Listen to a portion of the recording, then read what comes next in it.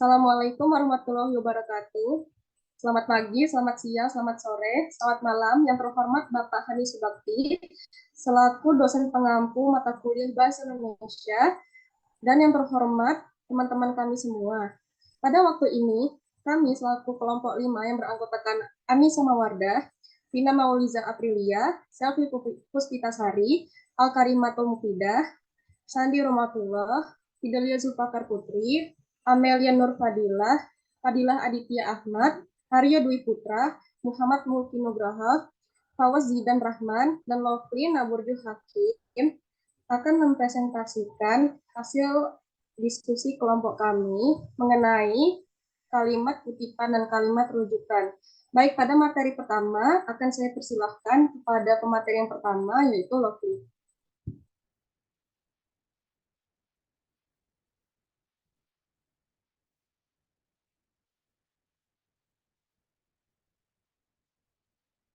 Pada waktu dan tempat dipersilahkan. Pertama-tama ada kutipan. Dalam menulis karya ilmiah, biasanya kita mengutip pendapat orang lain. Kutipan ini biasanya digunakan sebagai alat untuk memperkuat argumentasi yang dibuat.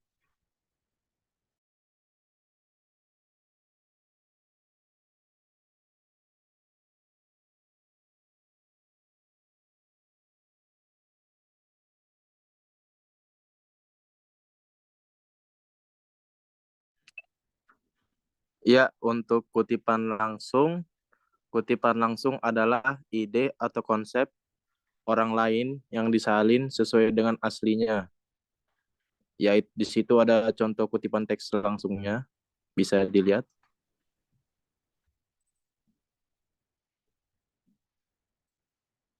Dan materi ketiga, ada ciri-ciri kutipan langsung.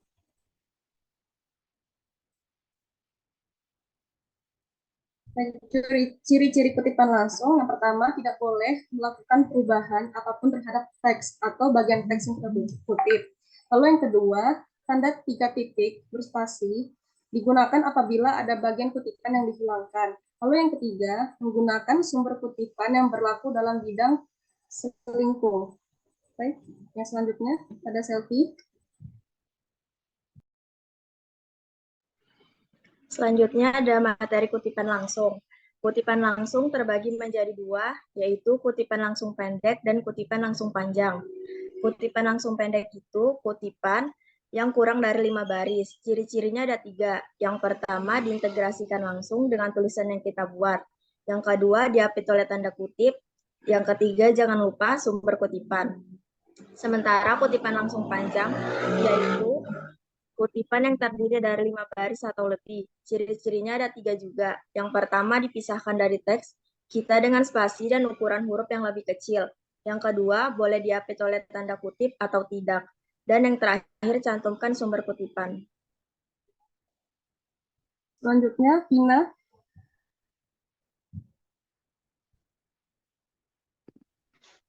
Kutipan tidak langsung ialah kutipan yang diambil dari pendapat seseorang, para ahli, pakar, pengarang, dan sebagainya, dengan hanya mengutip ide dasarnya, sehingga yang dimasukkan dalam teks tersebut adalah bahasa penulis sendiri.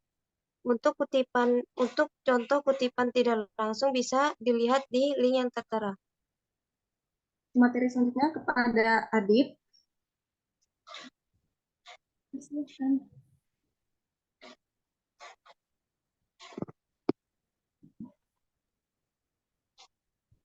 Lalu ada ciri-ciri kutipan tidak langsung, diperkenankan untuk menggunakan kata-kata kita sendiri tetapi tidak mengubah makna pada teks aslinya.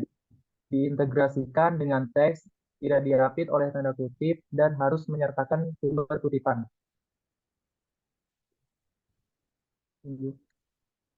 Ada Fawaz, dipersilakan.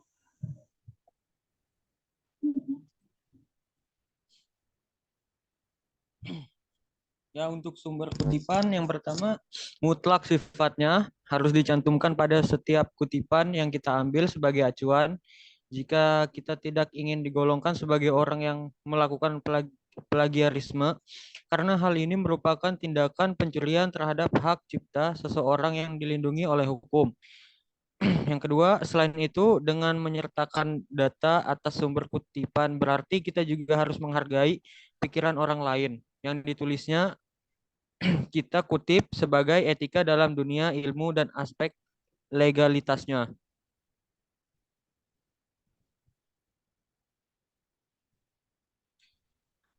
Untuk teknik pengutipan secara langsung terdapat 3, kutipan kurang dari 5 baris. Yang kedua, kutipan 5 baris atau lebih. Yang ketiga, kutipan yang sebagian dihilangkan.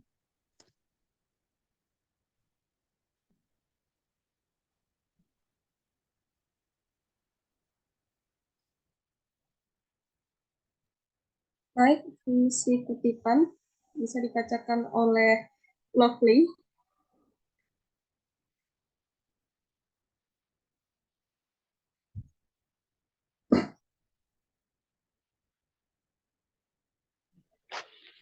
Di sini ada fungsi kutipan. Yang pertama untuk menegaskan isi uraian, yang kedua untuk membuktikan kebenaran dari sebuah pernyataan yang dibuat oleh penulis, yang ketiga untuk memperlihatkan kepada pembaca materi dan teori yang digunakan penulis, yang keempat untuk mengkaji interpretasi penulis terhadap bahan kutipan yang digunakan, kelima untuk menunjukkan bagian atau aspek topik yang akan dibahas, keenam untuk mencegah penggunaan dan pengakuan bahan tulisan orang lain sebagai milik sendiri atau disebut plagiat.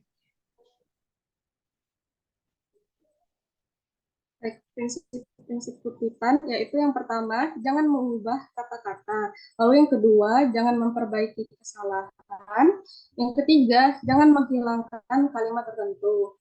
Materi selanjutnya akan dibacakan oleh Sandy.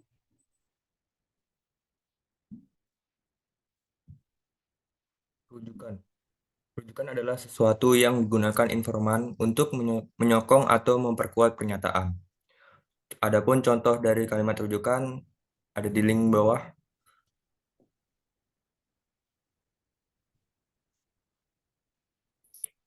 Selanjutnya ada fungsi kata rujukan. Yang pertama, kata rujukan berfungsi sebagai penghubung antar kalimat agar sebuah paragraf terlihat kohesif atau menyatu.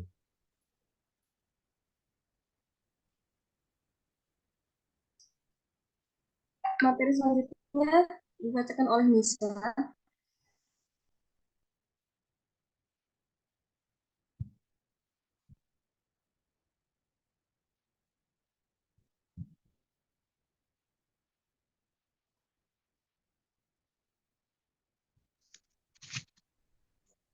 Baik, selanjutnya ada jenis kata rujukan. Yang pertama ada kata rujukan benda, kata rujukan orang, dan kata rujukan tempat. Slide selanjutnya. Kata rujukan benda adalah kata ganti yang digunakan untuk merujuk pada suatu benda atau hal yang dianggap sebagai sebuah benda.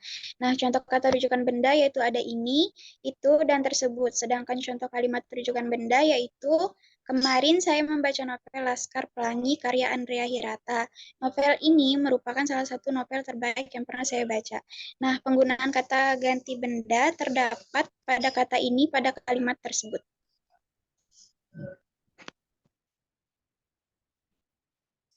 Materi selanjutnya dibacakan oleh Mufidah.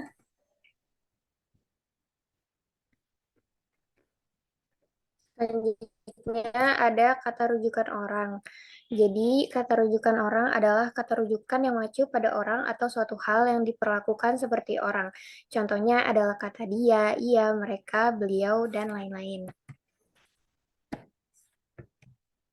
Ciri-ciri kata dari rujukan sendiri adalah yang pertama memakai kata ini, yang kedua memakai kata itu, yang ketiga memakai kata tersebut, dan yang keempat memakai kata mau atau bersedia.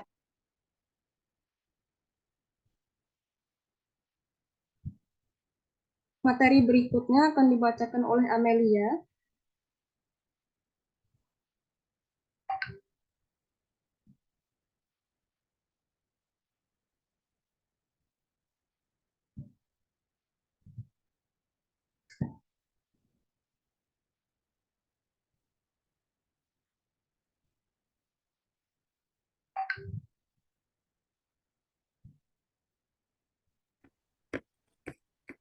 Baik, selanjutnya ada kata rujukan tempat. Kata rujukan tempat adalah kata rujukan yang digunakan sebagai kata ganti tempat atau acuan pada suatu tempat. Beberapa contoh kata rujukan tempat.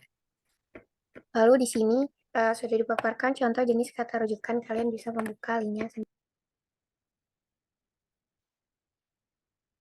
Dan materi terakhir akan dibacakan oleh Aryo. Sistem rujukan merupakan suatu tindakan dalam upaya menjaga etika ilmiah dalam hal penggunaan sumber lain dalam sebuah tulisan. Kita mengenal sistem catatan. Sistem ini dikembangkan dalam tiap bidang ilmu selingkung, sehingga muncul variasi dalam penulisannya.